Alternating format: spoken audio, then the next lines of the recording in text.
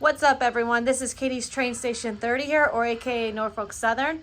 Guys, this is the layout update video, and I'm going to let Adam do the talking. What's up, guys? Adam Swindell with Swindell Steamworks. So, at long last, the layout has kind of received a bit of an update. Now, credit where credit is due. You know, Katie, she's still new to the hobby. Has only been in the hobby for what, a few years? Yes. So you came into this hobby knowing really nothing and just learning along the way. And of course, you're still learning. Yeah, I'm still learning.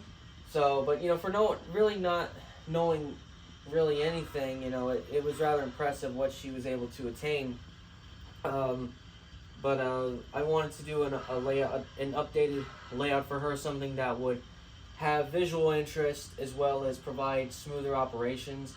So just about everything on the layout came down. All the track, all the scenery, a little bit of scenery actually wound up getting thrown away because it was just no good.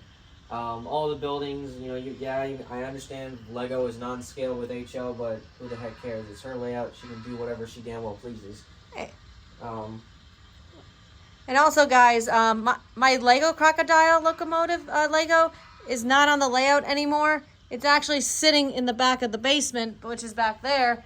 So I'm not going to have it on the layout anymore. Well, I mean, we could fit it right here, but I don't think there's going to be any room. Yeah, because everything is it actually looks more like an actual layout rather than just a table that happens to have trains. I think this looks better. So, all the track on the most of the track on the layout is Kato Unitrack, which is one of the best prefabricated track systems out there, and then the outside track is Bachmann Easy Track.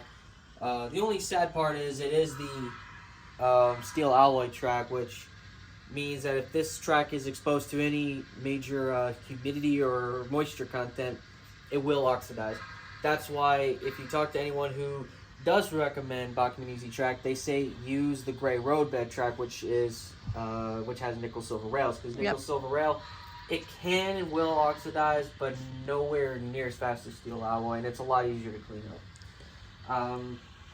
So the outside loop is actually pretty much the same as what Katie had it before. It's just a standard rectangle, all that follows the outside edge of the layout. Still run by Bachmann controllers. These actually are not bad controllers. They're not. They're really good controllers to use. Nowhere near as good as the MRC Tech series, but for a starter, for this layout, this is perfect.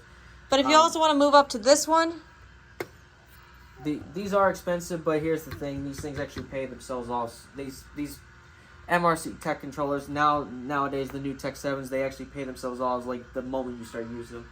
And also, I still have my lighthouse still going. I got my windmill still going. I got another windmill, which is sitting over there. Yep. That I painted. I painted that. And also, guys, I got new shelves. Adam actually built this for me. Yeah, this is standard. This is just a kind of a cheap $35 H-shelf, that you can get at Lowe's, Home Depot. This one actually came from Home Depot. This is kind of just a temporary solution because I spoke with Katie and her parents about the possibility of maybe on this wall, since the layout's right here, an actual train shelf, where you can display trains like, something like that, and it looks more presentable. But to try and get the trains off the ping pong table, which is where we were putting them so that we could work, I bought this. So all my Thomas stuff is on this shelf. My diesel locomotives are on this shelf. All the steam. And all the steams are down here. And this is just the... this is excess, but this is more of like cheap stuff. Cheap stuff. And here's all the coaches and trucks. Most of them are all on the layout. Yeah, all the more presentable ones are on the layout, as well as a few locomotives like... I have Gordon on the layout right here. I've got Donald and Douglas with the brake van. We got a small freight train. This is a Bachmann 060. It's the Chattanooga. This is not the Chattanooga. This is the... That is the Chattanooga. The Chattanooga set? Yeah. Oh, well, the engine is the Dixie line. Yeah, the Ensign St. L 150 with the convention caboose. And we also have my GP 38. Is that a 38 or is that a 40? That's a GP38 too. Oh, it's a dash 2. Okay. Yes. On this locomotive, I also have my ACL SW7 and I also have my Pennsylvania 460. 460 on this layout on this. Yeah, this on the is siding. this is visual interest. Have some trains on the layout. And also on this layout, I got some of my. Well, I got Tyco. The Tyco. Which I gotta say, these are actually in excellent shape for being old Tyco. But yeah, I also brought some of my own trains, but at this point, I got them all packed up. They're over here. Yeah, I brought a few engines but I packed them all up so then I could let Katie, have some fun with some of the DCC equipment that she has, and I brought my NCE system and teaching her how to use it. Because I'm planning on getting one of these. I really would like to have one of these. They are a little expensive, but it's one of those things where you realize, no matter how you look at it, you're going to be spending money on a system. But the only drawback we ran into was actually when it came down to assembling the middle loop. So we went on to model train stuff and ordered a new. We had to order another set of curves. It was Kato R790, which is 31-inch curves, and we were hoping to hit up a hobby shop close to here, and they didn't have any. They had all the Bachmann Easy Track and Atlas Snap Track you could think of. They had just about every other track system except Kato Unit Track, which was rather, I gotta be honest, it was a little frustrating. But so I just said screw it, and I went to modeltrainstuff.com, signed into my account, and I found that I had recently purchased enough stuff to give me like over 2,000 points, so I decided, okay, the curve pack is only like what, $19. If I use a $20 discount coupon, I could essentially get the track system for free and just pay, I went for next day shipping, so I paid $40 in shipping, but it was something that I wanted to get immediately because we wanted to get this done. Yeah, that was the only drawback. Everything else was able to operate, and it just looks a lot cleaner. It actually looks more like an actual, layout. And then of course, some of the, I got two. This I was calling a hobo camp, but now I actually am calling this more of a hunt camp, since we got cars around here. And then over there on the other side is an actual hobo camp, which we'll show you guys.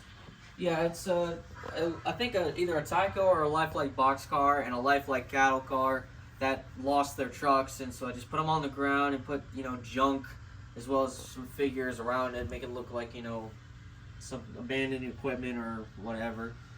And the way I use, and then when you turn, if you guys ever want to find one of these, the way you turn it on, you press this button in the back to start it up, and that's how you turn on the windmill. Let's keep it on for the rest of the video. And over there, that's a house I actually built and I painted it, and there's a little farm over there. I got a lake over here. I got a little pond here. I got a crane here sitting in this corner over here.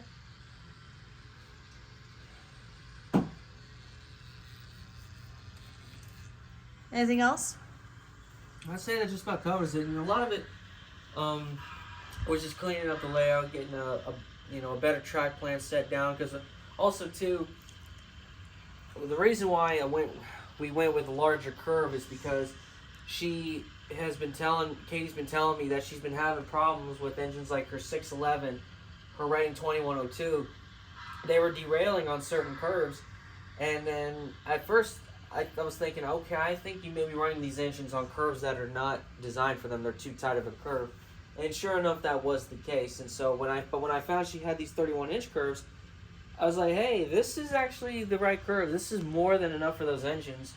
And unfortunately, when we were setting up the loop, I found that she only had purchased 3 packs, which is, it's 4 pieces of track per pack, but she only purchased 3, so I was missing in one corner, hence why I had to buy that pack from modeltrainstuff.com. The internet's model railroad headquarters. Oh yeah, they're not sponsoring this episode. No, they're not. They're actually not. No, but anyways, that's pretty much it. Not a drastic layout update, but if you drastic in the one sense, but also non-drastic in the other, because it's just something to have trains on. So let's go ahead and fire some trains up. All right.